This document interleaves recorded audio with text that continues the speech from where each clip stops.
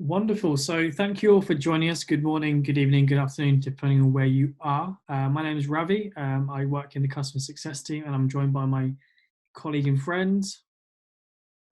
Hi, I'm Emma, also from the Information Lab, also part of the customer success team. So this is a series of webinars we're running. So if you go to the next slide, we're actually running a lot of our training and events now virtually. So if you do want to join them, let's see if we can flip the slide. For example, we're running a tip battle week this week. So if you've been tuning into those been quite popular, as well as all the sessions that we're running. We typically run in London, are now running as training sessions online. So do check out our meetup group and share that with anyone that you might feel that would benefit from that. So this is the third in our series. So we're almost halfway through. We first ran our first one a couple of weeks back, last week, about building a community of practice in a virtual world. Myself and my colleague Chris Love talked about understanding data culture in 2020. So if you missed either of those, they're both on YouTube on the Information Labs channel. And to sign up to the rest of these sessions, do join our meetup group by the QR code or by the short link shown above. Okay, so we're going to talk about two facets of some of the Tableau Blueprint roadmap. So Tableau Blueprint, if you haven't heard of it before, is kind of like a checklist or a structure for implementing an analytical community or a data culture in your organization. Obviously, with the understanding that you're going to be using Tableau, but these practices are applied to lots of different tools as well. So we're going to focus on education and community today, but let's just define what we mean by those two things. So for education, we're talking about how you upskill your user base. Now, this isn't just kind of like your desktop users or the people that are doing the analytics in the browser using Explorer, but it's also the people that are consuming your data and your analytics as well. So these are kind of like your end users that are consuming your dashboards and things like that as well. When we're talking about community, we're talking about creating a group of people with shared attitudes and interests. So they don't just have to be Tableau users, they don't just have to be Alteryx users, they can be using other different tools as well, but they're coming together in that kind of data and analytics community. So Ravi, I'll let you kick off with why do you think those two things are important? Yeah, for sure. So when we've talked about this you'll notice across the webinars, we talk about some of these topics across the board. So we mentioned a couple of these when Emma, you and I spoke last week, but also when I spoke with Chris about the data culture, and all of these things sort of build up to grow that community of practice. So the first bullet point we've got here is helping with the change management. And when you're sort of growing and changing towards a data culture, everything you're doing is part of this change management process. And that might be in order to help people upskill, so that education point where it's not just content creators, but consumers as well, but also change in terms of a different way of working. I think in the last month or so, we've noticed this in the way that we've all begun, or most of us have begun to work virtually and remotely. But that sort of changes will also continue, I hope, when we things go back to the normal, right? So alongside community almost enhances and feeds back into that educational side. Yeah, completely. And part of that education community is, as you touched on, growing that data analytics culture, growing that data literacy within an organization as well. So having those two kind of feed each other. So community feeding education, education feeding community. For sure. And I think along, as you mentioned, that learning journey is, you can almost have that supported through either like gamification or perhaps even like a group learning exercise, running certain events alongside each other and having almost focus groups. We've been testing some internal software that we can use virtually, but this can be easily replicated, using an in-person room or scheduled time. But I think some of those do require some buy-in. So for example, having 1 hour or 2 hours a week dedicated to your learning and education, and having some community time to share those ideas in different ways. And I think we'll touch on that a bit later in this presentation as well. Yeah. And I mean, the bottom point there about, having an education plan gives you that structure for learning as well. So quite often when you're, starting out with Tableau or Alteryx, you can put anything into Google and it will come up with like a million things. And it's very confusing sometimes about where to start because there's so much community content out there. Mhm. There's so many blogs to read and videos to watch and things like that. So having like a set of guidelines for education set up means that everyone's going to get that kind of like foundation of knowledge. For sure. So everyone's going to start from the same kind of starting point. And obviously some people are going to go further than others, but at least you're all kind of talking about the same sort of things, and can understand like the basics all the same.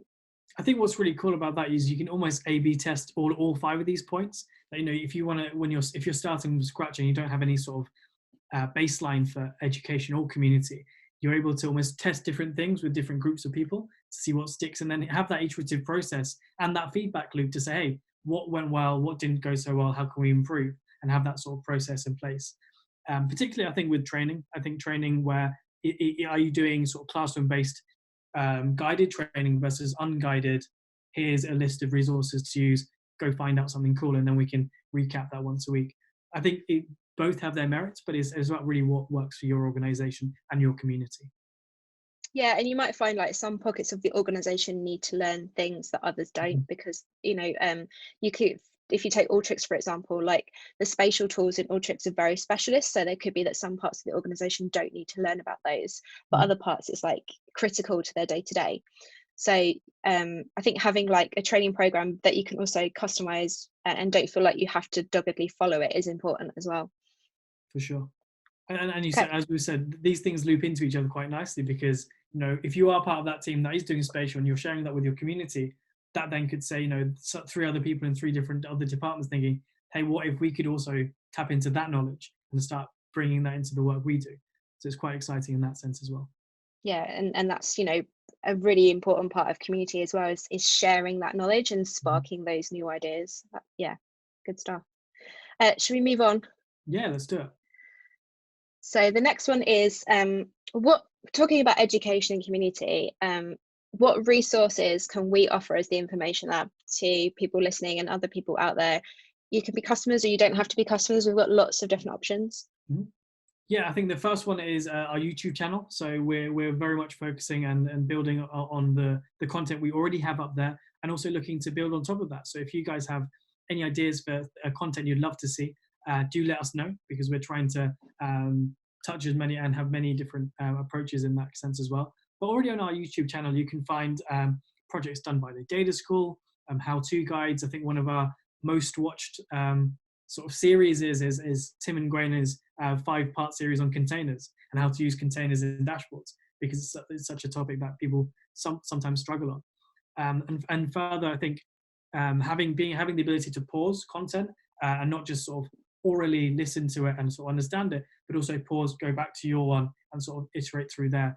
That works quite nicely with hosted video content. Tell me about our meetup group, Emma. What's the idea there? Yeah, well, hopefully people have seen this event advertised through our meetup group, but it's kind of our virtual data analytics community where we kind of advertise all of our different events that are happening. So our meetup group traditionally has like advertised things that are maybe happening in our London office. We've always hosted webinars as well, but at the moment, a lot of our content is, well, everything is going to be virtual. So if you're not around London, this is like a perfect opportunity to like share this with your teams, because everything is going virtual, everything's being recorded, and it's like a great time where people may have a bit more time on their hands as well to like sift through some of this content. But we have lots of different things on there, mainly focused around Tableau and Alteryx, a lot of training on there, but we also have like community events as well. So we're still hoping to host virtual meetups. We've had like the Alteryx user group virtually, and things like that as well. So don't just think it's training, it's lots of other opportunities to talk about different topics as well. For sure. And alongside that, there's obviously the sort of topics that the vendors themselves have created. So last year, Tableau launched these great learning paths that are based on your roles. So if you do have people who are, I don't know, data architects or more focused on data science, There's a learning path and sort of a trajectory of videos you can follow from there. Alongside already the great content and the video sort of tutorials that already exist on the Tableau website. And similarly on Alteryx as well. So Alteryx's community team have been quite vocal and have pushed these learning paths on their side as well, to onboard people who are traditional Excel users or haven't used Alteryx as an ETL process or haven't used ETL at all, so extract, transform, and load tools at all in the past. So I think using those as well. And then if you are a customer of the Information Lab, we're developing our own as well to sort of augment and give you some sort of ideas there as well. Yeah, and on the back of that as well, we've got some email training programs which are role-based as well. So these email training programs are for Tableau creators, explorers, and viewers as like independent tracks. And we've also got one for Alteryx Designer, and anyone can use these. You don't have to be a customer. You can just literally sign up, and we'll have some links at the end. But they tend to be like between 7 and 14 days of email content. So you'll get a new email every day, and it'll have a particular topic or theme, and then links to blogs, videos to watch, and things like that to learn about that particular topic. 100%. And I think what's really nice about that is we've sort of curated these based on our knowledge of the community, as well as sort of tidbits that we've picked up over the 10 years that the Information Lab has been running. And then finally, I think there's the customer success team, which is myself and Emma. And so if you're a customer of ours, you're able to access us, so we can help you sort of augment the way that we work and you work, give you ideas, give you some content that we've already created. So if you are a customer, then we can help you there as well. Good stuff. So let's move on to the tips section. So these are just some tips and things that me and Ravi have collected working with different customers and, you know, as people in communities ourselves, to kind of just give you a few things that you might want to take away and have a think about doing in your organization. Mm-hmm. So I'll start with the first one. So having that internal like wiki page or a community page. So it really depends, you know, what you use internally. We use a system called Combo. I know lots of companies use Microsoft Teams or Slack as an internal communication channel, but anything where you can kind of set up your own little community page and where you can advertise things like any events you've got going on internally, who your Tableau and Alteryx champions might be, you know, where you can go to ask questions or get some ideas from. Onboarding documents, so, you know, just the general governance stuff that you might have to follow to get access to the products. Literally anything and everything you can kind of think of in one central place, because then people know, right, I just go there and I can find the answer. So I don't have to trail to 3 or 4 different places to find that information.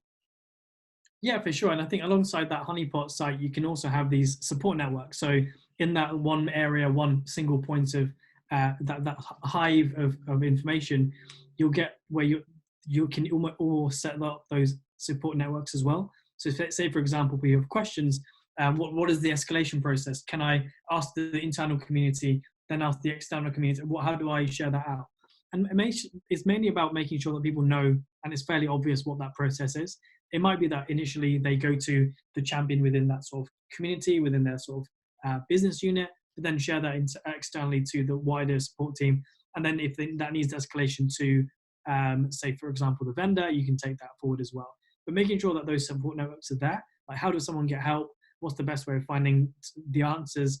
And then if there's recurring themes, what you can almost start to do is using that wiki page, build a knowledge-based set of articles and start creating and curating that yourself, and point people in that direction as well. Yeah, that's all really great stuff. And, you know, and going into that second point, like a bit further, is don't feel like your support networks always have to be internal as well. Like you could reach out to those external communities. So have links out to the Tableau forums, have links out to all the Tableau videos, the Alteryx videos that are on demand that you can watch, you know, our blog, our videos, our meetup group for training and things like that. Don't feel like you have to kind of create all this content internally yourselves. Absolutely. And I think point 3 there is, you know, making it part of your onboarding. So when you actually then invite new users into your sort of community, you're then able to give them the idea of how they're going to make things work, right? So how are they going to how aware are they going to be of the internal support and community page? the processes they need to get through a license, the support networks that exist, and also how to Google basically quite well as well. Yeah, all good stuff. And I think the point 4 is like one of my most important ones on this list. It's you really have to be continuous in this messaging. You have to remind people all the time. You have to repoint them back to the, you know, the honeypot, the wiki that you've pointed them to 4 times already because they've forgotten about it. You know, if you're responsible for leading the education and the community, you really just have to hammer this home again and again and again before people start picking up and remembering. So just think about being continuous in your messaging and make sure that you're reminding people of the resources that you've got available as well. And as part of those community resources, on point 5, we talked about gamification. I think a couple of years ago, gamification was all the rage because people realized that if you assign random points and a sort of attribution and a response mechanism to these tasks, people start to respond, but much better than they normally would.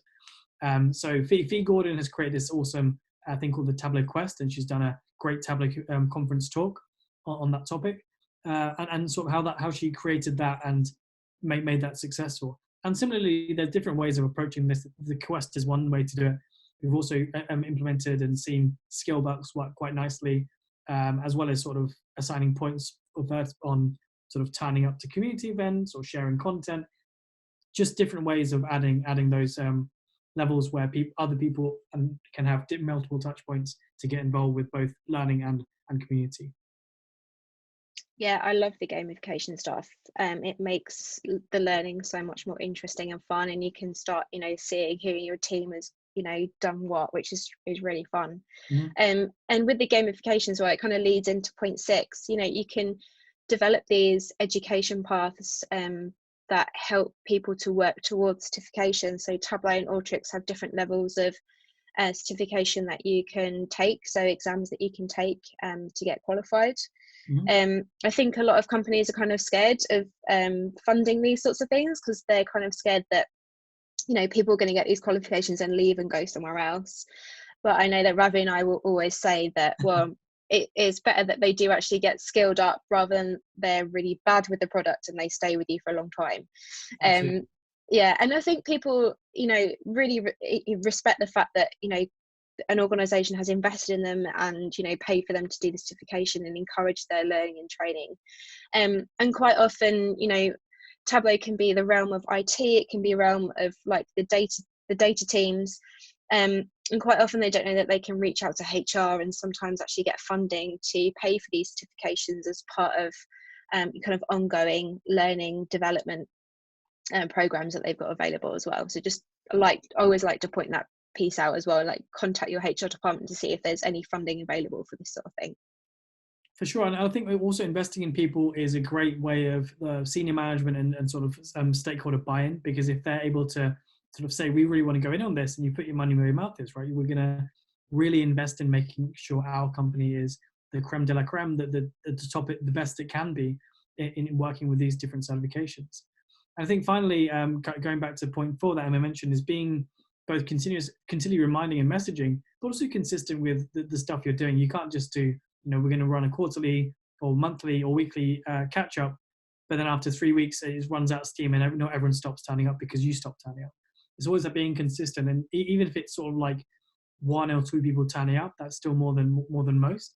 And if it stops to work, then you can reset and be iterative in learning and growing what works and what doesn't work within your community.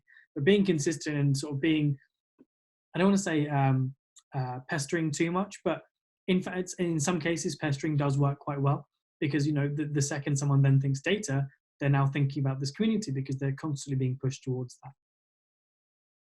Yeah, all great points. You know, I think consistency really is key with these community events, and trying different things, you know, trying different times, trying different days if it's not quite getting the audience that you want it to get, getting the traction that you want it to get. Kind of being open to suggestions and feedback is really important with these things as well. Sure. Okay, so we'd like to open it up. We've already got a question from John, but we'd really like to hear some of your questions, or if you've got examples of education or community that's worked really well in your organisation, we'd really like to hear those as well, just as ideas for everyone else on the call. So the way we're going to have this work is, if you want to speak, if you raise your hand, I can allow you to talk. But let's kick off with John's question, Emma, because that's been there for a few minutes. So John asked, how would you approach colleagues who see value in data analytics but refuse to learn the applicable skills themselves to really benefit and grow their overall company capability? For example, they're too busy with current tasks, etc. Reinforcing smaller specialist groups and widespread capability and understanding. What are your thoughts there, Emma? I think sometimes that messaging has to come from above as well. So if you have executives who are bought in, just try and get them to reiterate, throughout the company that this stuff is actually really important, when we really want you to do the training and the development. It is easy to get caught up in the day-to-day and think, oh, I've just got so much to do. Managers can help out by saying, you're allowed to have an hour every week where you can go and learn something new. You can do this training. But also maybe it's the way that the training is kind of being messaged as well. Maybe it doesn't feel like a fun thing that people can go and do. Mm-hmm. So maybe think about how you're delivering that messaging around the training, and maybe think about how you could maybe do some community events where you can get the training done in those events, just to make it a bit more interesting, at lunchtime or something like that. Completely agree. I think I echo everything you've said there, Emma. But I think, reinforcing that point of stakeholder buy-in. I think Google was one of the first companies to do 10% time. And I think passing on 10% time to the people and being like, hey, this is something we really care about, and we care about it so much, we actually want to give you allocated time to learn this. And hey, we're going to actually give you a target and say, you can almost give some, if you're able to give some sort of benefit, say, if you meet this target, we'll give you this in return, right? And have that sort of tit for tat benefit, if that makes sense. But again, I think if that's not a route you can go down, I think the getting the top down buy-in is super important. This is, I think, on Tuesday, if anyone was there, Chris and I spoke about Jaguar Land Rover, and they from day one, when they started the analyst journey, had buy-in from the C-suite. Right? The C-suite, the CEO, COO, everyone was talking about this and how deep they were going on this, and then they invested so heavily in their people. They made sure that the people were skilled to a certain point. They were able to grow and educate themselves as well. And everyone sort of bought into it because everyone was talking about it, right? And it's about, we talk about consistency and clarity in the messaging for both education and training. But of course, that has to exist for the entire organization as well, in order for these skills and these cultures to really captivate and grow within organizations. Really good question, John. Thank you for that. Anything for anyone else? If you want to speak, if you raise your hand, I can allow you to talk.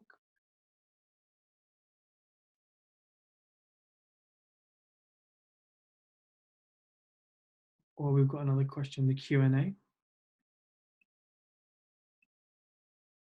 Thank you. Thanks, Donna. No worries if you need to drop off.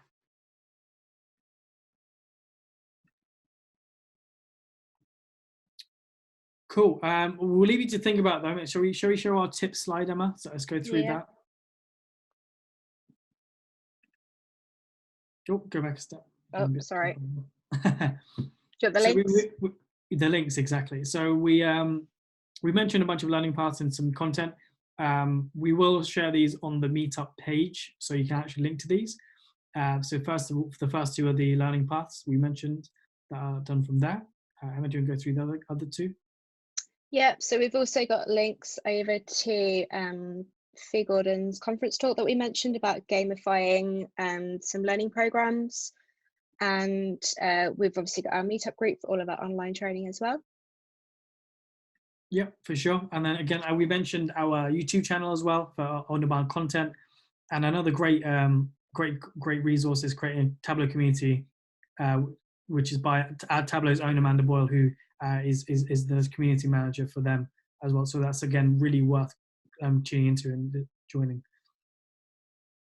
Yeah, and lastly on there, we've got lots of different links to all of our email training programs that we mentioned as well. So these are like 7 to 14 day content that gets delivered to your email inbox on lots of different topics for the relevant roles. And we'll move on now just to mention again, like the remainder in this series. So this is being recorded. We'll be uploading it to YouTube, so you'll be able to rewatch this if you want to again. And we're going to be talking about data management next Tuesday. So hopefully you can join us for that one as well. Excellent. And like I said, if you do have any questions, do stick around and we'll try and answer them. Otherwise, I hope you all have great afternoons and evenings and a great weekend. And we'll see you on Tuesday for our data management session. Thanks, everyone. Take care.